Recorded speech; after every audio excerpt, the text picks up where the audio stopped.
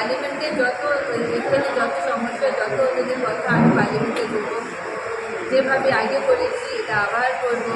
অনেক কাজ ওখান থেকে আমি করিয়ে নিয়েছি। নেক্সট দিদির যত প্রকল্প আছে, যত স্কিম যত আছে, সব এখানে লোকরা পাচ্ছে কি পাচ্ছে না, এটা আমরা দেখছি না।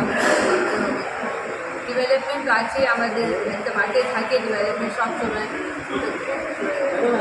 বিভিন্ন জায়গায় যেটা দেখা যাচ্ছে যে পোস্টার করেছে, যেখানে বলা হচ্ছে যে বিজেপির একটা ইয়ে আছে।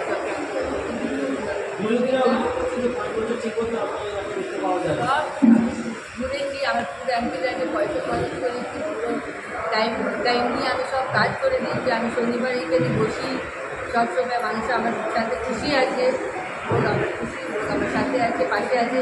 এটা আপনারা ইলেকশন যখন হবে আপনার ভোট দিতে আপনাদের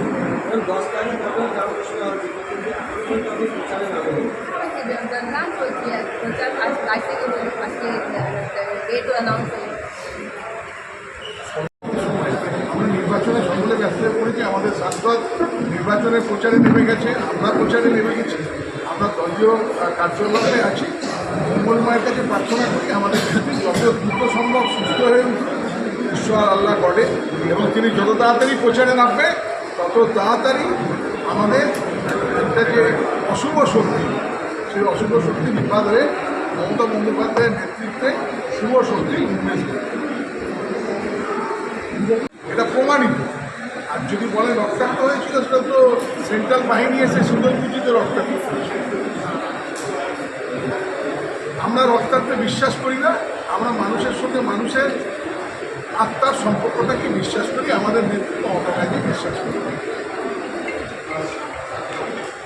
আমি নাম না করেই বলছি, গদ্দারদের কথা উত্তর দেওয়ার মতো আমাদের গদ্দাররা সবসময় গদ্দারি। বাংলার একটা সংস্কৃতি আছে, কৃষ্টি আছে, পরম্পরা আছে। পক্ষে বা বিপক্ষে, শত্রু বা বন্ধু, রাজনৈতিক দলেই হোক বা সামাজিক কর্মকাণ্ডে হোক, কেউ অসুস্থ হলে, কেউ হাসপাতালে ভর্তি হলে তার সম্বন্ধে কোনো রিয়াক্ট করে না।